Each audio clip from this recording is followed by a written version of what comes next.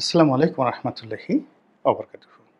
সম্মানিত দর্শক, সাম্প্রতিক সময়ে ডক্টর মোহাম্মদ ইউনূসের কিছু বক্তব্য এবং তার কিছু কথাবার্তা এবং তার কতিপয় আচরণ সারা দেশে বিতর্কের ঝড় তুলেছে। এবং তিনি যা কিছু করছেন সেটি নিয়ে যেভাবে সমালোচনা হচ্ছে ঘরের ভিতর এবং বাইরে, যেটি গত ১০-১১ মাসে হয়নি।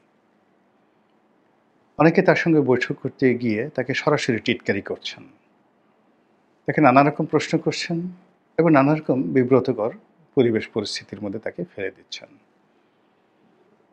এবং রাজনৈতিক দলগুলো যারা প্রথম থেকেই তার অনুগ্রহ চাচ্ছিল, তার সঙ্গে একটি সুসম্পর্ক স্থাপন করতে চাচ্ছিল, তো সে সকল রাজনৈতিক দলের নেতৃবৃন্দ ইদানিং তারা বলা শুরু করেছেন যে আপনাদের কি হয়েছে, অর্থাৎ ডক্টর মোহাম্মদ ইউনূসের সরকারের কি হয়েছে।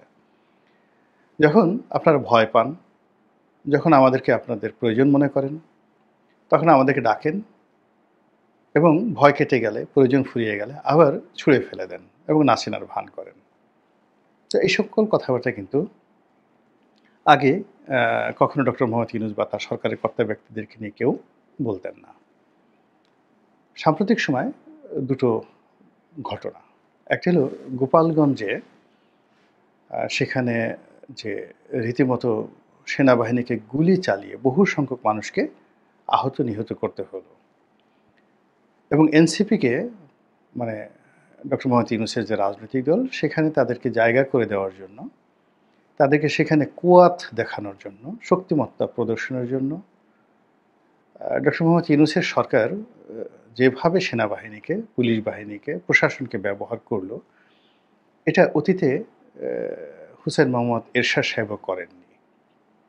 কোনো গণতান্ত্রিক সরকার তো নয়ই। হুসেইন মোহাম্মদ এরশাদ বা প্রেসিডেন্ট জিয়াউর রহমান, এই দুজনের নাম বললাম, বা 111-এর সময় মঈনুদ্দিন ফখরুদ্দিনের সরকারের নাম বললাম। এর কারণ হলো ওই সময়টিতে দীর্ঘদিন ধরে মাঠের রাজনীতি এবং আইনশৃঙ্খলা এটা নিয়ন্ত্রণ করার জন্য সেনাবাহিনী মোতায়েন ছিল, যেভাবে এখন আছে। তো তাদের জমানাতেও এভাবে কোনো একটি রাজনৈতিক দলকে প্রোটোকল দেওয়ার জন্য, রাজনৈতিক দলকে বাঁচানোর জন্য, তাদের প্রোগ্রামটা বাস্তবায়ন করার জন্য এবং অপ্রয়োজনীয় কোনো প্রয়োজন নেই, এই কাজ করার জন্য সেনাবাহিনীকে ব্যবহার করা হয়েছে এবং সেনাবাহিনী সেখানে ব্যবহৃত হয়েছেন এবং তারা বন্দুক কুচিয়ে দিদারছে পাখির মতো গুলি করে মানুষ মেরেছেন। এরকম ঘটনা অতীতে কখনো ঘটেনি এবং সেই ঘটনা গোপালগঞ্জে ঘটার পর সারা বাংলাদেশে যেভাবে আলোচনা সমালোচনা হচ্ছে এবং পুরো রাজনৈতিক অঙ্গনে একটা কম্পন তৈরি হয়েছে এবং ডক্টর মোহাম্মদ ইউনূস সরকারকে যথেষ্ট সমালোচনার শিকার হতে হয়েছে। এর কারণ হলো এই সেনাবাহিনী শান্তিরক্ষা মিশনে আছে এবং তারা এই রাজনৈতিক কর্মকাণ্ডে হাতিয়ার হিসেবে ব্যবহৃত হচ্ছে ইউনূসের জমানাতে। এটা আসলে ডক্টর মোহাম্মদ ইউনূসের যে ইন্টারিম গভর্নমেন্ট কিংবা তার যে নোবেল লরিয়েটের যে নেম অ্যান্ড ফেম, এটার সঙ্গে যায় না। ফলে বিশ্ব গণমাধ্যম থেকে শুরু করে মানবাধিকার সংস্থা সবাই এটার নিদারুণ সমালোচনা করছে এবং সেই ঘটনা রেশ থাকতে থাকতেই, মানে রেশ কাটেনি, বরং সেই ঘটনা যখন আরও উত্তাল করছে সারা দেশ, ঠিক সেই সময়টাতে আর একটা ট্র্যাজেডি ঘটলো। সেটা হলো বিমান বাহিনীর একটি প্রশিক্ষণ বিমান, যেটা মূলত জঙ্গি বিমান বা যুদ্ধ বিমান। এই যুদ্ধ বিমানটি অত্যাধুনিক একটি যুদ্ধ বিমান, অনেক দাম। এই যুদ্ধ বিমানটি ঢাকার একটি নামকরা school and college, Milestone school and college উত্তরাতে ব্যাপক বিশাল, এখানে এটি আশ্রয় পড়ে এবং সেখানে যে রক্তারক্তি হয় এবং সেখানে যেভাবে আগুন লেগে ছাত্র ছাত্রী, ছেলে মেয়ে অনেককে অগ্নিদগ্ধ করে এবং এখানে যে পরিমাণ বা ক্ষয়ক্ষতি হয় এবং যে সংখ্যা এখানে আগুনে পুড়ে যারা মারা যায়, সেই সংখ্যাটি সরকারের পক্ষ থেকে যা বলা হচ্ছে, সাধারণ আমজনতা থেকে শুরু করে যারা ভুক্তভোগী তাদের অনেকের অভিযোগ সরকারি যে সংখ্যাটি তার চাইতে অন্তত বহুগুণ অন্ততপক্ষে 20 থেকে 25 গুণ বেশি ক্ষয়ক্ষতি হয়েছে। এখন এই সকল ঘটনা যখন ঘটে জাতীয় জীবনে, তখন সাধারণত নানা ধরনের কনফিউশন তৈরি হয়, অবিশ্বাস তৈরি হয়। পুলিশ গুলি করে মারে 4 জন, পাবলিক বলে যে না 40 জন মেরে ফেলেছে। সেনাবাহিনী গুলি করে মারে 10 জন, বলে যে না 1000 জনকে গুলি করে মারা হয়েছে। এটা আমাদের দেশের একটা স্বাভাবিক ট্রেন্ড। তো সেই ট্রেন্ডটা সেই মাইলস্টোন স্কুল অ্যান্ড কলেজের যে ট্র্যাজেডি সেখানেও ঘটেছে এবং সেই ঘটনার পরে পুরো পরিস্থিতি নিয়ন্ত্রণের বাইরে চলে যায়। ছাত্ররা আবার রাস্তায় নেমে আসে, তারা সচিবালয়ে ঢুকে পড়ে। তারপরে ওখানে সরকারের যে একেবারে পালের গোদা হিসেবে পরিচিত যিনি মানে এখন বর্তমান উপদেষ্টাদের মধ্যে যাকে বলা হয় ডিফ্যাক্টো প্রধান উপদেষ্টা, এবং ডক্টর মোহাম্মদ ইউনূস যদি ফেল করে আর এই সরকার যদি টিকে থাকে, যাকে পরবর্তীতে প্রধান উপদেষ্টা করা হবে তিনি ডক্টর আসিফ নজরুল। আর ডক্টর মোহাম্মদ ইউনূসের যে রাইট হ্যান্ড, মানে সবচেয়ে ইফেক্টিভ যে মানুষটি, যার কথা সব ক্ষেত্রেই গুরুত্ব পায় এবং তিনি সব ব্যাপারে কথা বলবেন এবং সরকারকে রিপ্রেজেন্ট করবেন, তিনি হলেন ডক্টর মোহাম্মদ ইউনূসের যে প্রেস সেক্রেটারি রয়েছেন জনাব শফিকুল আলম, তিনি। এবং সঙ্গতির কারণে এটি একটি শিক্ষা প্রতিষ্ঠান, এখানে যেহেতু দুর্ঘটনা ঘটেছে, শিক্ষা উপদেষ্টা এই তিনজন ব্যক্তি যখন মাইলস্টোন স্কুল অ্যান্ড কলেজে গেলেন তখন তাদেরকে 2 দফা মবের শিকার হতে হলো। প্রথম দফায় তাদেরকে আটকে রাখা হলো, গালাগালি করা হলো অকথ্য ভাষায়। তারপরে যখন তাদের সঙ্গে যারা ওখানে তাদেরকে ঘেরাও করেছিল তাদের একটা সমঝোতা হলো, তারা দাবি মেনে নিল, তখন তারা বের হয়ে আসার চেষ্টা করলেন, কিন্তু উত্তেজিত জনতা আবার তাদের প্রতি হামলে পড়ার চেষ্টা করলো। তখন তারা প্রাণ ভয়ে আবার গিয়ে আশ্রয় নিলেন, নিরাপদ আশ্রয়। এবং সেখানে আইনশৃঙ্খলা রক্ষাকারী বাহিনী তাদেরকে সর্বোচ্চ প্রোটেকশন দেওয়ার পর 9 ঘন্টা তারা অবরুদ্ধ থেকেছেন, সারাটা দিন। এবং আপনি তো বুঝতে পারেন যে একটা রুমের মধ্যে আপনি আছেন, বাইরে হাজার হাজার মানুষ আপনাকে গালাগাল দিচ্ছে, বের হ, মারবো, কাটবো, খেয়ে ফেলবো, পাড়িয়ে মারবো, তুই রাজাকার, ইত্যাদি ইত্যাদি, তোর কি, তোর খামছি দেবো, কামড় দেবো, মানে রাগ হলে মানুষ যা হয় পাড়ায় মেরে ফেলবো, হ্যাঁ, পেট ফাটায় ফেলবো, ভুঁড়ি হয়েছে ইত্যা করে ফেলবো, এই সমস্ত কথাবার্তা তো সাধারণত আমাদের দেশে ঝগড়াঝাটিতে বলে, ওখানে বলেছেন কিনা আমি জানি না, কিন্তু বাইরে তাদের বিরুদ্ধে অনেক স্লোগান হচ্ছিল। সেই স্লোগানের মধ্যে তারা যে 9 ঘন্টা ছিল, এক একজনের রীতিমতো জীবন্ত লাশ হয়ে গেছেন, সবার মুখ কালো হয়ে গেছে, তাদের যদি ডায়াবেটিস থেকে থাকে ডায়াবেটিসের মাত্রা বেড়ে গেছে, অনেকের মানে শার্ট প্যান্ট এগুলো সব এলোমেলো হয়ে গিয়েছিল। তো সেখান থেকে যা হোক আইনশৃঙ্খলা রক্ষাকারী বাহিনীকে পুলিশ করেছে না সেনাবাহিনী করেছে আমি বলতে পারবো না, তাদেরকে উদ্ধার করা হয়। তো তাদেরকে উদ্ধার করে আনার পরেও পরিস্থিতি কিন্তু সামাল দেওয়া যাচ্ছিল না।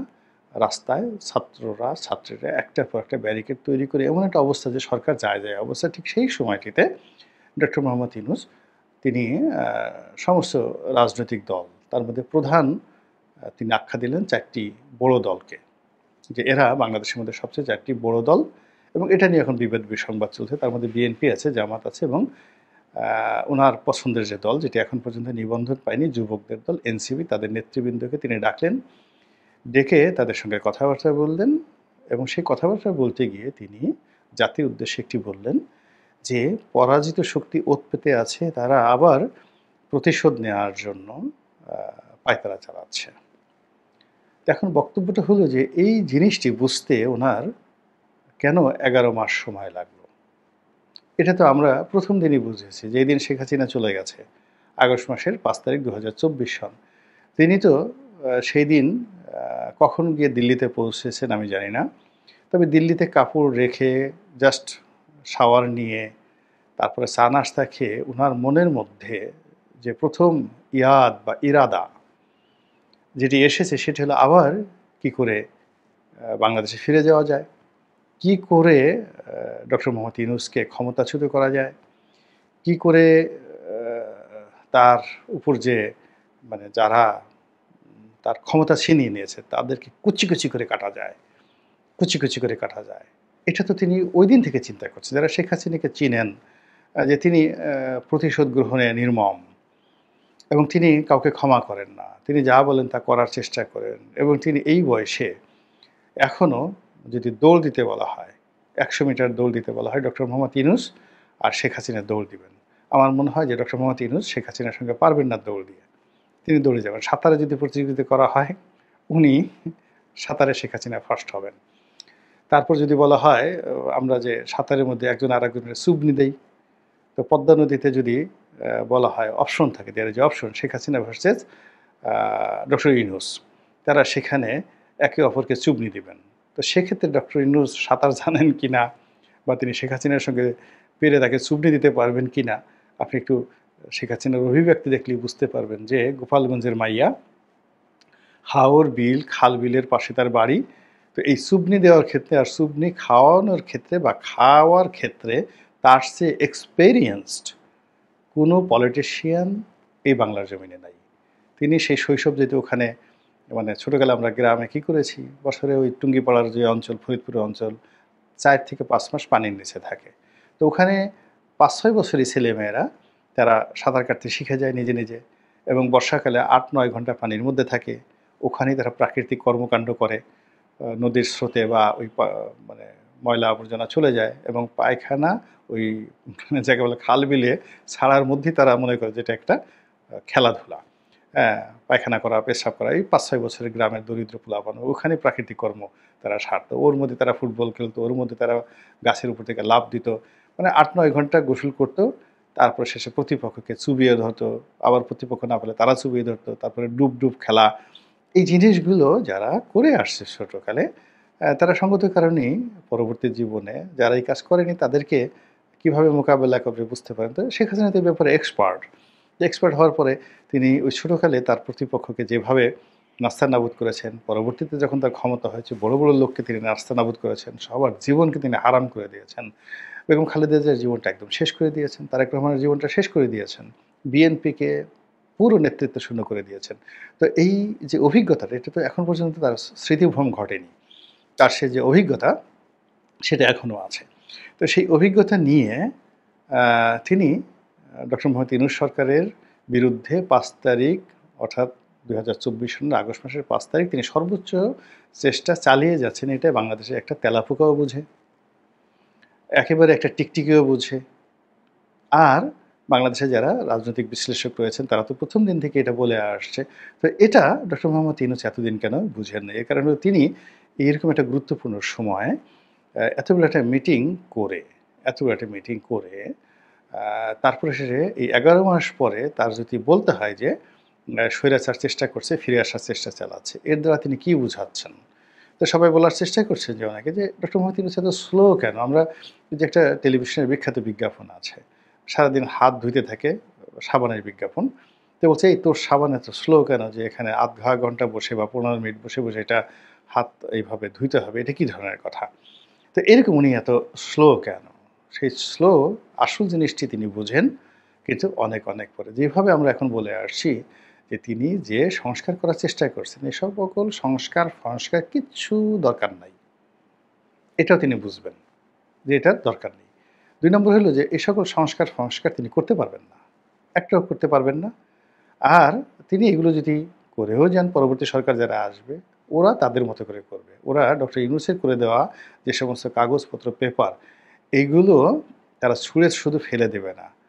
এগুলোর হিসাব নেবে যে এরকম পেপার তৈরি করতে কয় টাকা খরচ গেছে, কিনতে কয় টাকা খরচ গেছে, এবং এইগুলোর পেছনে এই বৈঠক-ঠৈঠক করতে যে টাকা-পয়সা খরচ গেছে, খাওয়া-দাওয়া হয়েছে, খানা-পিনা হয়েছে, বেতন ভাতা দেওয়া হয়েছে, এগুলো তারা কড়াই-গন্ডায় আগামী সরকার এই এখন যারা দাপট দেখাচ্ছেন তাদের কাছ থেকে আদায় করবে। এটি হলো নরমাল। এই কথাগুলো কিন্তু আমরা সেই প্রথম যেদিন শুরু করছে সেদিন থেকেই বলে আসছি। নির্বাচন নিয়ে, স্থানীয় সরকার আগে, জাতীয় নির্বাচন আগে, এগুলো নিয়ে আমরা প্রথম বলছি যে এই সমস্ত যাকে বলা হয় ভক্কি-চক্কি, আমরা আঞ্চলিক ভাষায় বলি ভক্কি-চক্কি। তো এই সকল নয়-ছয় করা, ভক্কি-চক্কি করা, বা এই সকল গণ্ডগোল করা, বা এই সকল ফাঁকি দেওয়া কথাবার্তাগুলো, এগুলো এখন আর চলবে না। বাংলাদেশে এগুলো চলবে না। রাজনীতিটা খুবই স্ট্রেট ফরওয়ার্ড করা উচিত। এবং আমি নিজে এবং আমার মতো অনেকেই আমরা বলেছিলাম সেই 2024 সালের আগস্ট মাসে যে ডক্টর মোহাম্মদ ইউনূসের জন্য যদি সবচেয়ে বেশি নিরাপদ হবে যদি উনি 2024 সনের মধ্যেই এই গরম গরম একটা নির্বাচন দিয়ে দেন, এবং নির্বাচন তিনি যদি দিতেন তাহলে আজকের যে বিভেদ বিসংবাদ এটা একটাও তৈরি হতো না, এবং ভোট কেন্দ্রের নিরাপত্তা, ভোটার উপস্থিতি, মানুষের আগ্রহ, এগুলো সব স্বয়ংক্রিয়ভাবে হতে থাকতো। এখন যেভাবে সিল পিটানোর কথা আসছে, ভোট কেন্দ্র দখলের কথা আসছে, আইনশৃঙ্খলার কথা আসছে, এটা 2000 যাকে বলা হয় 24 সনের নভেম্বর ডিসেম্বর এটা মানুষের মাথায় আসতো না। 2 নম্বর হলো যে এখানে যার যেভাবে যতটুকু জনপ্রিয়তা ছিল এটা ওভার রেটিং হতো না। লোয়ার রেটিংও হতো না। আর আওয়ামী লীগকে নিয়ে যে ভয়টা ছিল, সেই ভয়টা আওয়ামী লীগের কোনো প্রার্থী মানে নির্বাচনে আসতেই তারা সুযোগ পেত না এবং আওয়ামী লীগ নির্বাচনে আসা উচিত, আনা উচিত, তাদেরকে সুযোগ দেওয়া উচিত, এই ধরনের কথাবার্তাই হতো না। কিন্তু ১১ মাস পরে এখন কি হলো? এখন সবাই আওয়ামী লীগের কথা বলছে, শেখ হাসিনাকে ফেরত আনার কথা বলছে। এখন আওয়ামী লীগের ছাড়া নির্বাচন হবে না। আওয়ামী লীগের লোক এখানে যায়, ওখানে যায়, এখানে বোমাবাজি করে, ওখানে করে, এই শিবিরের মধ্যে ঢুকে যায়, জামাতের মধ্যে ঢুকে যায়, বিএনপির মধ্যে ঢুকে যায়, সরকারের এনসিপির মধ্যে ঢুকে যায়। এই কথাগুলো কিন্তু যাকে বলা হয় ২০২৪ সনের নভেম্বর, ডিসেম্বরে একেবারেই অপ্রাসঙ্গিক ছিল। এটা চিন্তাও কেউ করেনি। তখন যদি উনি এই নির্বাচনটা দিতেন, দেওয়ার পরে যে সরকার আসতো তারা তাকে মাথায় করে রাখতো। তারা তাকে রাষ্ট্রপতি বানাতো এবং তিনি রাষ্ট্রপতি না হলেও এই একটা ভালো কাজ করার কারণে তার যে গ্রহণযোগ্যতা থাকতো এবং তিনি যে পলিটিক্যাল পার্টি তার ভিতরে যে খায়েশ রয়েছে করার, তিনি যদি সেটা করতে চাইতেন। এনসিপিতে এখন যারা নেতৃবৃন্দ রয়েছেন তখন তারা যে জনগণের শ্রদ্ধা, ভালোবাসা, জুলাই আগস্ট বিপ্লবী বীর হিসেবে যে সম্মানটা পেতেন, যেটা এখন পুরো বুমেরাং হয়ে গেছে। তো সেই কারণে অনেকে বলার চেষ্টা করছেন যে ডক্টর মোহাম্মদ ইউনূস এত স্লো কেন? এবং এই তার যে স্লো, এই স্লোর কারণে আগামীতে যে নির্বাচন, সেই নির্বাচনটিও কিন্তু এখন স্লো হয়ে গেছে। তার যে প্রত্যাবর্তন, তিনি যেখানে ফিরে যেতে চান গ্রামীণ ব্যাংকে, এটাও এখন স্লো হয়ে গেছে। তিনি যে স্বাভাবিক জীবনে ফিরে যাবেন, সেটাও স্লো হয়ে গেছে। এখন এই স্লোর জন্য কি শেখ হাসিনা দায়ী? ফ্যাসিবাদী সরকার, সাবেক সরকার দায়ী? বিএনপি তারেক রহমান দায়ী নাকি জামাতের আমির দায়ী? তো এগুলো নিয়ে মানুষ এখন ট্রল করার চেষ্টা করছে এবং সেই ট্রল করার প্রেক্ষিতেই কিন্তু ডক্টর মোহাম্মদ ইউনূস তার মতো একজন সম্মানিত ব্যক্তি ১১ মাস আগে যার সম্মান মর্যাদা নিয়ে মানে কোনো টুশব্দ ছিল না, মাত্র ২ জন লোক। শেখ হাসিনা মনে প্রাণে বিশ্বাস করতেন যে এই লোকটা ভালো না। আরেকটা লোক ছিলেন শেখ হাসিনার প্রেস সচিব নাঈমুল ইসলাম খান। তো নাঈমুল ইসলাম খান প্রেস সচিব হওয়ার আগে, অনেক আগের থেকেই একেবারে সে ২০০৯ সন থেকে যখন মূলত আওয়ামী লীগের সঙ্গে কিন্তু প্রথম জমানাতে ২০০৯ থেকে ২০১৩ পর্যন্ত আ নাঈমুল ইসলাম খানের কোনো ওরকম যোগাযোগই ছিল না। হি ওয়াজ এ প্রফেশনাল এডিটর। তিনি জাস্ট ওখানে আ দৈনিক আমাদের সময় বের করতেন, সেটা বিক্রি করলেন নূর আলীর কাছ থেকে, আবার সেখান থেকে নূর আলীর সাথে গন্ডগোল, এগুলো নিয়ে মামলা মোকদ্দমা, নতুন আমাদের অর্থনীতি বের করা, মানে সংবাদপত্র নিয়ে তাকে নিয়ে ব্যস্ত। আর সরকারের আওয়ামী লীগের লোকের সঙ্গে একটু সম্পর্ক রাখতেন যেন বিজ্ঞাপন পাওয়া যায়। ঠিক ওই পর্যায়ে ছিল। ২০১৪ পর থেকে হয়তো তিনি ধীরে, ধীরে সেই আওয়ামীপন্থী সাংবাদিক যারা আছেন এবং আল্টিমেটলি তিনি বলতে গেলে সবারই বস ছিলেন। সেটা নঈম নিজাম বলেন বা মোজাম্মেল বাবু বলেন, মানে যারা যাদের ক্যারিয়ার শুরু হয়েছে মূলত আজকের কাগজ থেকে।